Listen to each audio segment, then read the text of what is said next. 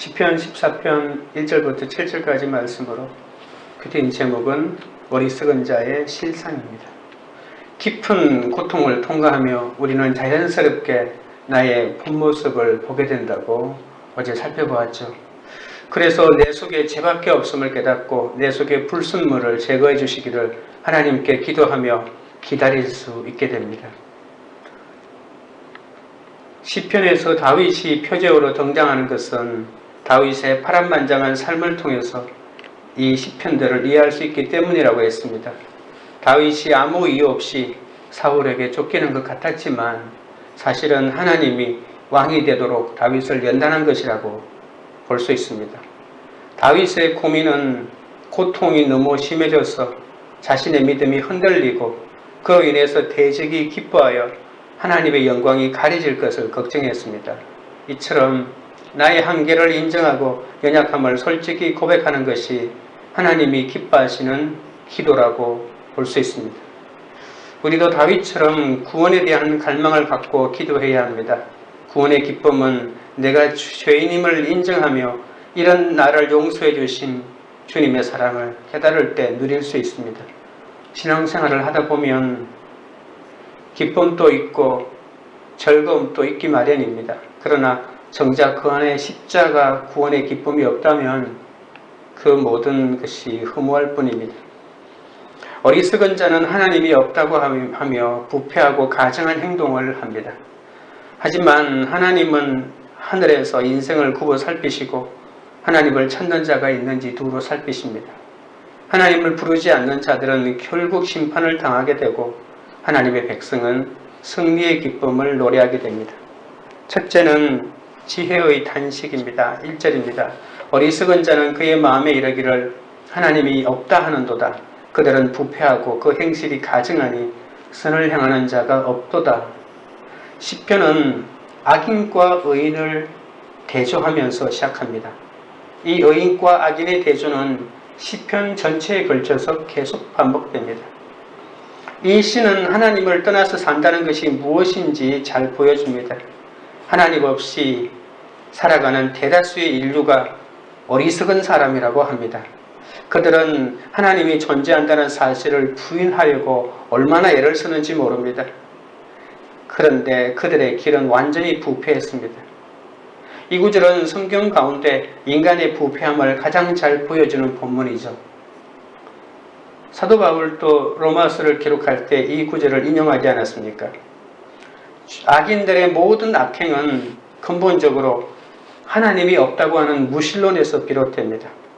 하나님을 부인하는 행위는 악인들을 도덕적인 방종으로 아무 때로 살아도 된다는 그런 생각과 삶으로 이끌어가죠.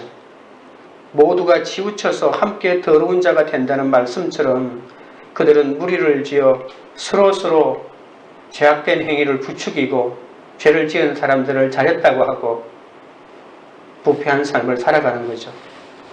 어리석은 자는 그의 마음에 하나님이 없다고 합니다. 하나님을 부인하는 것보다 어리석은 일이 어디 있겠습니까? 어리석은 자들은 특정한 사람이 아니라 모든 개인 한 사람 한 사람을 다 총칭하는 겁니다. 특별한 사람 몇 사람만 어리석다면 그 사회는 가능성이 있지 않겠습니까? 어리석은 자는 늘 부패하고 가증한 삶을 살겠다고 결단하는 사람입니다.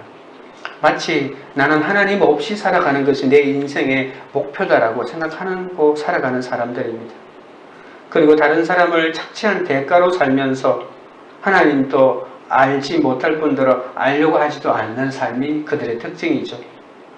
잠언에서는 여호와를 경외하는 것이 지식의 근본이거늘 미련한 자는 지혜와 훈계를 멸시하느니라고 했습니다. 어리석은 자들이 하나님의 존재를 절대로 인정하지 않고 부정하는 것이야말로 이러한 철저한 무신론자들이야말로 가장 어리석은 자죠. 이 어리석은 자는 절대 하나님을 자신의 삶 속에 오셔서 자신의 삶을 관여하는 분으로 생각하지 않기로 결단한 사람들입니다. 오늘 본문에도 다시 강조하고 있지만 어리석은 자들의 특징이 부패했다는 것이죠. 부패는 망치게 되고 황폐하게 되었다는 뜻입니다. 성경에서 인간의 부패를 말할 때 노아 홍수 이전에 인간은 완전히 부패했다고 그렇게 성경이 표현합니다.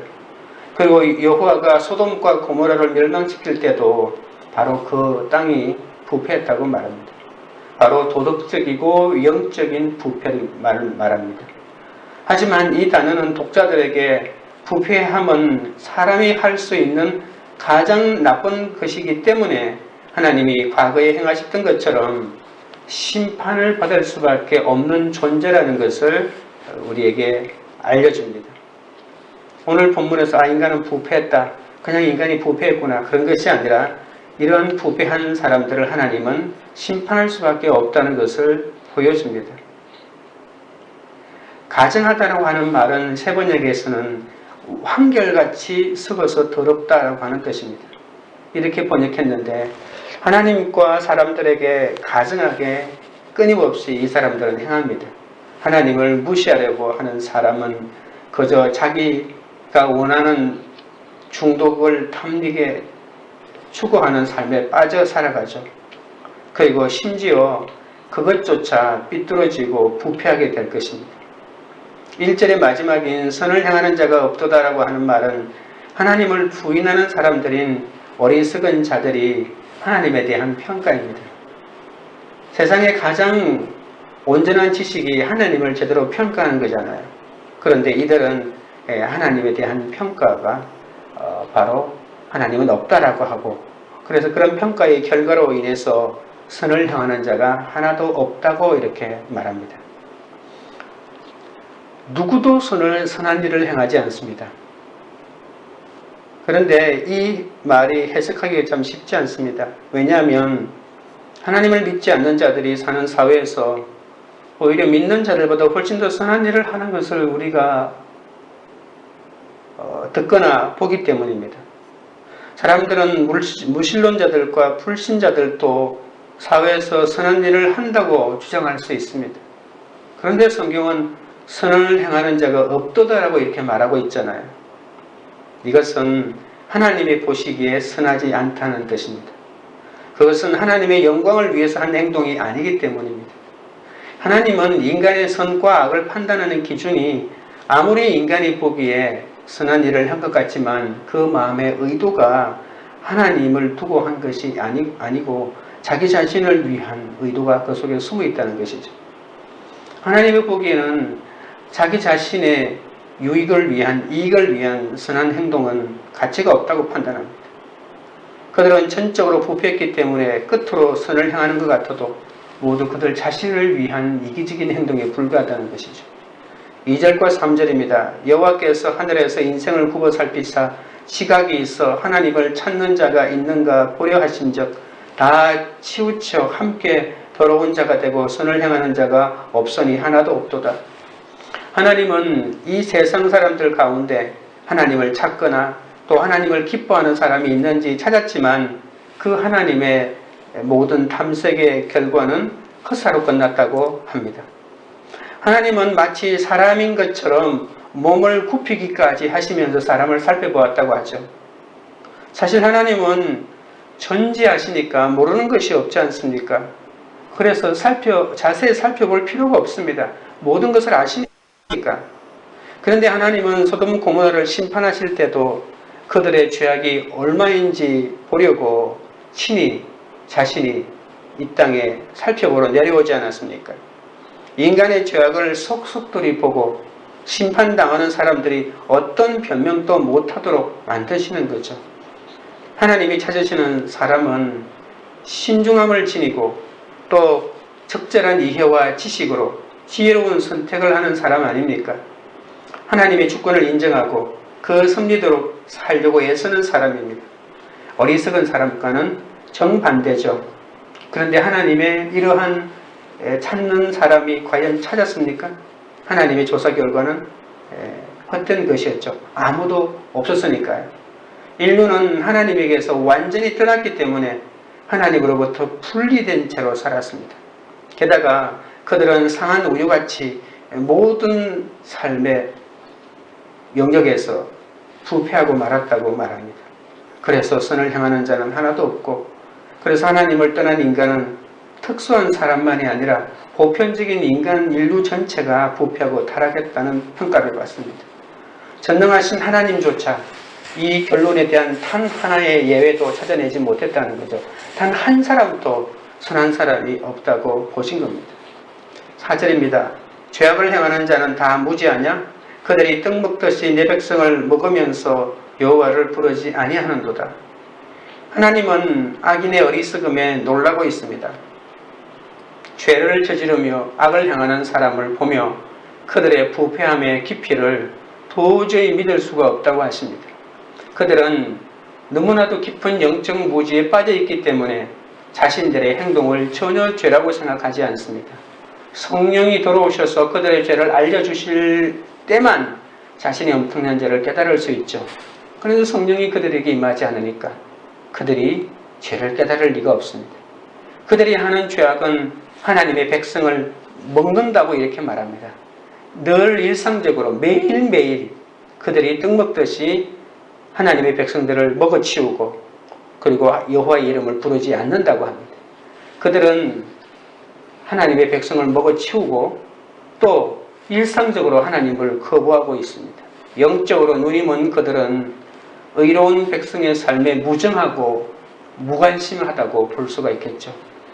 궁극적으로 누가 어리석은 그 자인지는 하늘에서 굽어보시는 하나님이 결정하실 것입니다. 믿는다고 하면서도 나의 삶 속에서 하나님이 안 계신 것처럼 행동하는 분들이 있다면 회개해야 되지 않겠습니까? 적용 질문 드립니다. 하나님이 안 계신 것처럼 가정한 행동을 하며 악에 동조하고 있는 나의 모습은 무엇입니까? 둘째는 악인들에 대한 징벌입니다. 5절입니다. 그러나 거기서 그들은 두려워하고 두려워하였으니 하나님이 의인의 세대에 계심이로다. 악인들이 하나님의 성품을 조금이라도 안다면 하나님이 의로우신 재판관으로 그들의 죄를 심판하신다는 것을 알 것입니다. 5절에 보면 거기서라고 하는 말이 있죠. 이 거기서라고 하는 것은 악인이 의인을 공격한 그 장소에서 하나님은 그들을 심판한다는 것입니다. 앞으로 올 두려움이 얼마나 강력한지 그들은 두려워하고 두려워하였다라고 말합니다. 하나님이 없다고 하는 악인은 자신의 어리석음으로 인해서 항상 두려워하고 있습니다. 사람들은 자신의 어리석음을 너무 늦게 발견합니다. 심판의 자리에 섰을 때 자신이 부인했던 하나님이 자신들이 먹어버린 사람들의 그 억울한 죽임을 당한 사람들을 신원해주기 위해서 오셔서 자신들을 심판한다는 것을 그때 직접 보게 되죠. 의인들은 악한 자들에게 보호받지 못하는 것처럼 보였을지 모르지만 악인들은 하나님의 심판을 피할 수가 없습니다. 하나님은 악인들이 하나님의 백성을 다루었던 것보다 훨씬 더 가혹하게 악인들을 다루십니다. 그러나 하나님은 살아계시고 이 특별히 의인의 삶 속에 임재해 계시는데 이제 마지막 심판의 순간에 이 악인들이 그것을 깨닫는 거죠. 이스라엘 역사에서 하나님이 간섭하사 자기 백성을 멸망시키려 애쓰는 사람들에게서 그들을 오히려 멸망시키고 자신의 백성을 구해준 사건이 여러 있겠지만 가장 대표적인 것이 바로 에스더스에 가장 잘 나타나죠. 종말의 때에 악한 자들을 하나님의 백성들을 더욱 심하게 핍박할 것입니다. 이 악한 자들이 멈추지 않고 종말의 때가 가까워 올수록 하나님의 백성을 더 심판하지만 하나님은 언제나 그들의 세대 가운데 계셔서 그들의 백성들을 구원해 시켜주시는 거죠. 그러니까 항상 하나님은 이 역전성을 거두게 해주십니다. 6절입니다. 너희가 가난한 자의 계획을 부끄럽게 하나 오직 여호와는 그의 피난처가 되시도다. 어리석은 자들은 가난한 자의 계획을 부끄럽게 합니다. 그렇지만 여호와가 그의 피난처가 되신다는 것을 명심해야 합니다. 아무리 악인이 일시적인 삶의 풍요를 자랑하고 가난한 자의 계획을 부끄럽게 만들어도 하나님은 오직 의인의 피난처가 되어주신다고 합니다. 이 피난처가 되어주신다고 하는 것이 시편의 주제 가운데 엄청난 주제 가운데 하나라는 것을 잊지 마십시오. 시편 1편 11절 12절에 보시면 2편입니다. 2편 11절 12절 그 부분에 보시면 여호와께 피하는 자는 복이 있도다라고 이렇게 말하고 있잖아요. 1편, 2편이 하나의 서시를 이루고 있는데 복이 있는 사람은 1편에서는 하나님의 말씀을 묵상하는 자가 복이 있다라고 말하고, 그리고 2편 마지막 부분에서는 여호와께 피하는 자, 여호와를 피난처로 삼는 자가 복이 있도다라고 이렇게 말하고 있습니다. 그래서 우리가 시편을 자세히 읽어보면 순간순간마다 여호와를 우리의 피난처라고 알고 그 길로 나아가는 자가 하나님의 보호를 받는다고 말하고 있죠. 적용 질문 드립니다. 오늘 하나님을 의지하여 말씀대로 적용해야 할 것은 무엇입니까? 고난 가운데 하나님을 피난처 삼아 주의 이름을 부르고 있습니까? 셋째는 하나님 백성의 최후 승리입니다. 7절입니다. 이스라엘의 구원이 시온에서 나오기를 원하도다. 여호와께서 그의 백성을 포로도인 곳에서 돌이키실 때에 야곱이 즐거워하고 이스라엘이 기뻐하리로다. 다윗은 시의 첫머리를 하나님을 부인하는 어리석은 자로 시작했지만 악인의 실상을 알게 된 후에는 찬양과 기쁨으로 이 시를 마칩니다.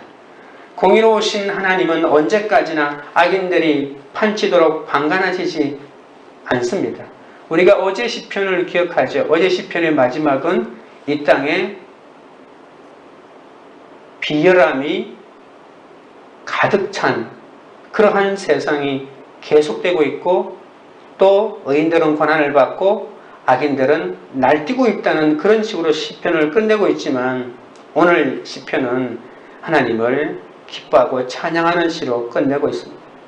공의로운 하나님은 언제까지나 악인들이 판치도록 방관하시지 않습니다. 다윗의 기대로 이 시가 끝나는데 하나님의 구원과 회복을 열망하고 있죠.